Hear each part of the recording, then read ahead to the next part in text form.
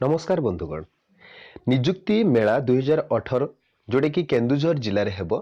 तो से क्यों मैंने भाग नहीं पारे केते पदवी रही क्यों क्यों विभाग पर पदवी रही तो सबकि मुझे भिडियो कही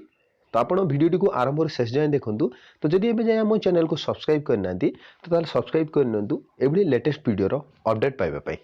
मु सागर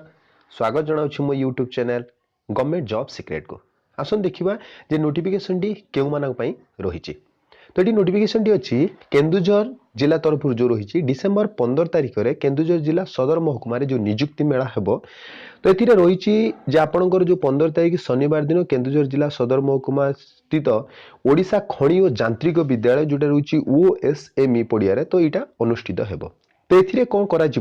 ना जो मैंने आपणकर बयस 18 रु 35 वर्ष होती तो से मैंने जाकि भाग नहीं पारे तो ये सब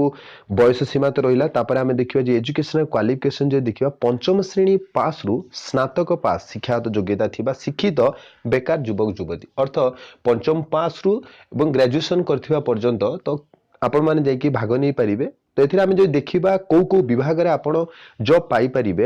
बीपीओ सिलाई machine operator security guard security supervisor retail और sales person housekeeping hospitality technician rod binding सैनिटरिंग एंड स्पिनिंग मिल ऑपरेटर आपण जाकि भाग नहीं पारे तो ये निजुक्ति मेला रे आपनकर राज्य एवं राज्य बाहर विभिन्न घरोई संस्था आसुचंती एतिरे तो आपण से जाकि भाग नहीं पारे तो से जगह आपण आपणकर शिक्षागत योग्यता देखे आपण पाखर जदि टैलेंट अच्छी तो ताला आपण सेठी आपणकर टैलेंट देखैला परे तो आपण को स्पॉट उपरे आपण को निजुक्तिर सुजोग मिल जाव अर्थ आप अपॉइंटमेंट ऑर्डर तो से स्पॉट उपरे भी मिल जाव तेणुकरी 18 रु 35 वर्ष बयसर जो शिक्षित बेकार युवक युवती रहिले तो से एजुकेशनल क्वालिफिकेशन पंचम पास करथिले भी चलिबो अप टू आपण को ग्रेजुएशन करिथिबा पर्यंत तो सही पर्यंत आपणकर एजुकेशनल क्वालिफिकेशन थिले तो आपण जाकि भाग नहीं परिबे एथिरे तापरे नेक्स्ट जो रहुची तो आपण जो भाग नेबे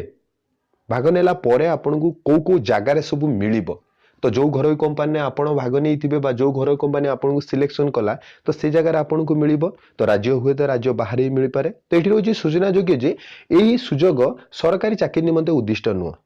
प्राइवेट जॉब एटा रोचे इच्छुक युवक युवती माने चलित डिसेम्बर मास जो 9टा सुधा जाइकी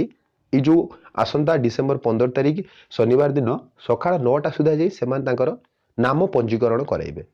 तो नाम पंजीकरण कराइला बेले प्रार्थी माने सांगरे निजर शिक्षागत योग्यता प्रमाणपत्र नहीं